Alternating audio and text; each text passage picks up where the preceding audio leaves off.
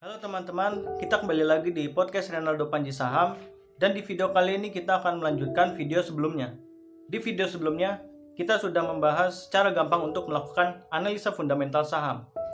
Di part 2 dan ketiga kita sudah membahasnya mulai dari memperhatikan produk yang sehari-hari kita beli atau kita konsumsi. Salah satu contohnya kemarin adalah Indomie. Nah, Indomie ini kita cari tahu lagi siapa produsennya. Dan kita tahu produsennya adalah Indofood. Kita tahu bahwa Indomie ini produk yang bagus dan Indofood memang reputasinya dikenal cukup baik. Nah, dari situ kita cari tahu lagi pemilik Indofood ini siapa. Dan kita tahu bahwa grup Indofood ini milik dari keluarga Salim atau grup Salim. Dan memang secara umum keluarga Salim ini reputasinya dikenal cukup baik. Nah, kita sudah tahu nih 3 hal. Produknya bagus, perusahaannya bagus, dan pemiliknya bagus. Lalu apakah cukup sampai di situ? Nah, kita nggak berhenti sampai di situ aja. Karena kita harus lihat perusahaan ini menguntungkan atau enggak. Karena perusahaan yang bagus belum tentu menguntungkan. Contohnya Garuda Indonesia atau GIAA. Nah, dia ini perusahaan yang reputasinya bagus. Tapi ternyata pernah rugi, dan ruginya itu bisa dibilang cukup parah lah. Nah, dari situ kita cari tahu Indofood ini bagus tapi menguntungkan atau enggak. Nah, kemarin kita membahasnya di part 3. Kita melihat laporan keuangan. Kita lihat yang simpel aja. Kita lihat komponen utamanya yaitu laba bersih. Kita bandingkan dari tahun ke tahun. Kalau perusahaan yang hebat itu laba bersihnya selalu naik tiap tahun, selalu konsisten naik. Dan kalau dalam 5 tahun terakhir perusahaan ini konsisten selalu naik laba bersihnya, kemungkinan besar di masa depan akan terus bertumbuh dalam jangka panjang. Nah, Indofood ini bisa dibilang nggak terlalu bagus tapi nggak jelek juga. Indofood ini laba bersihnya bertumbuh tapi ada penurunannya juga, tapi trennya selalu naik. Nah, dari sini kita tahu bahwa Indofood adalah perusahaan yang bagus dan cukup menguntungkan. Lalu apakah kita harus membelinya di harga yang sekarang? Nanti dulu. Karena kita nggak tahu harga saham itu bakal kemana. Harga saham itu selalu naik turun dan kita nggak bisa menebaknya. Nah, yang bisa kita lakukan adalah kita melindungi diri dari risiko. Gimana caranya? Kita harus melakukan valuasi saham. Kenapa valuasi saham bisa melindungi dari risiko? Yang namanya harga saham itu adalah harga pasar yang selalu naik turun tergantung dari supply dan demand dari investor. Nah, perusahaan ini juga punya yang namanya nilai wajar. Nilai wajar ini adalah nilai yang sebenarnya dari perusahaan. Tergantung seberapa bagus bisnis perusahaan dan seberapa besar aset perusahaan. Nah, ini yang kita cari dari perusahaan, supaya kita tahu perusahaan ini layak dihargai berapa. Nah, kita bisa melindungi diri dari risiko dengan cara membeli saham di harga pasar yang lebih rendah dari nilai wajarnya. Dan kita harus menghindari untuk membeli saham yang harga pasarnya lebih tinggi dari nilai wajarnya atau overvalued. Dengan membeli harga saham yang lebih rendah dari nilai wajarnya, kita akan mendapatkan margin of safety, yaitu jaring pengaman. Semakin besar margin of safety, maka semakin kecil risiko kita. Tapi yang namanya margin of safety nggak menjamin kita akan mendapat keuntungan lebih besar. Yang namanya jaring pengaman ya, ini hanya untuk melindungi diri dari risiko. Nah, valuasi ini bisa dibedakan menjadi 2, yaitu valuasi relatif dan valuasi absolut.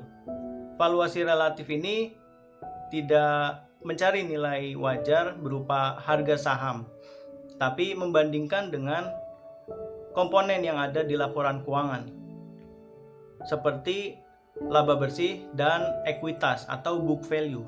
Sementara valuasi absolut menghitung nilai wajar dari perusahaan dan berupa angka. Tapi valuasi absolut ini bisa dibilang caranya itu ribet, jadi nanti akan dibahas kapan-kapan. Kita akan membahas valuasi relatif terlebih dahulu. Pada umumnya, valuasi relatif itu terdiri dari PE rasio dan PB rasio. PE rasio itu price per earning per share. Jadi harga saham dibagi dengan laba bersih per saham. Nah, pada umumnya patokan untuk price earning ratio ini adalah 15. Jadi kalau setelah dihitung price earning ratio ini ketemu 15, berarti itu harga wajarnya. Kalau setelah dihitung lebih rendah dari 15, berarti itu undervalued. Sementara PB rasio adalah price to book value per share, atau harga saham dibagi dengan book value atau ekuitas per saham. Nah, kalau PB ini di bawah 1,5 itu terbilang murah.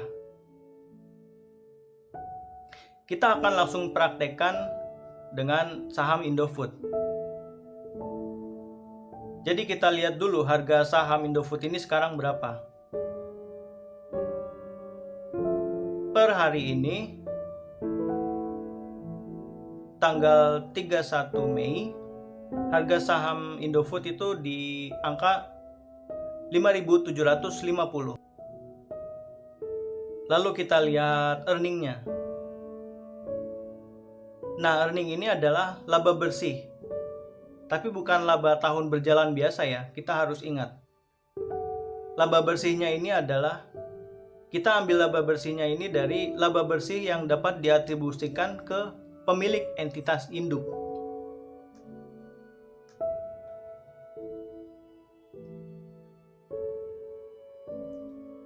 Kita lihat laba bersih Indofood ini yang diatribusikan ke pemilik entitas induk yaitu sebesar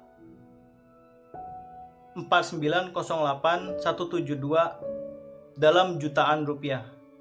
Berarti sekitar 4.908 miliar, 4,9 triliun. Lalu berikutnya book value. Book value bisa ditemukan di laporan posisi keuangan. Nah, sama kayak laba bersih tadi, kita harus mengambil ekuitas yang dapat diatribusikan ke pemilik entitas induk. Kita nemu angkanya segitu, lalu kita cari lagi jumlah saham yang beredar atau share outstanding.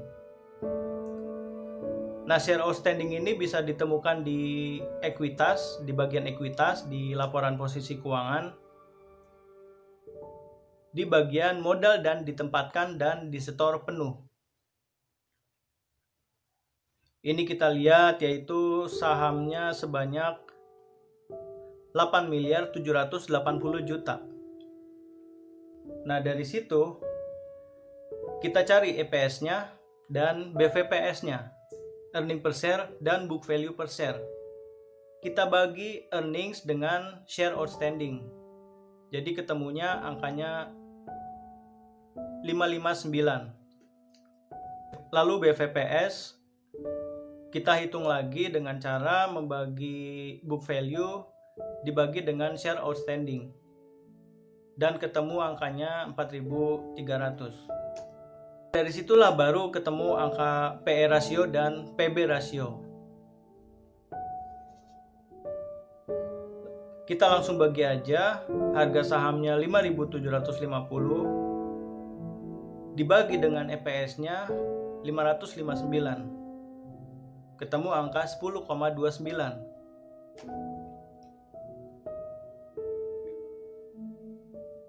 Lalu PB rasionya, kita bagi harganya 5.750 dibagi dengan 4.300. Ketemulah angka 1,34. Nah, dari sini kita lihat, kita membandingkan dengan patokan PE rasio dan PB rasio.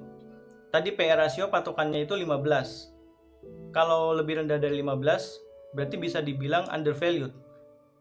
Nah, ini Indofood PE rasionya ini 10, berarti bisa dibilang undervalued atau murah. Lalu PB rasionya ini 1,34, berarti lebih rendah dari 1,5. Bisa dibilang undervalued atau murah. Nah, seperti itulah cara melakukan valuasi saham. Seperti itulah contohnya. Saya mencontohkan Indofood, bukan berarti saya merekomendasikan saham Indofood, tapi kurang lebih seperti itu contohnya. Kalian bisa mempraktekkan di saham-saham lain. Oke, cukup sekian video kali ini.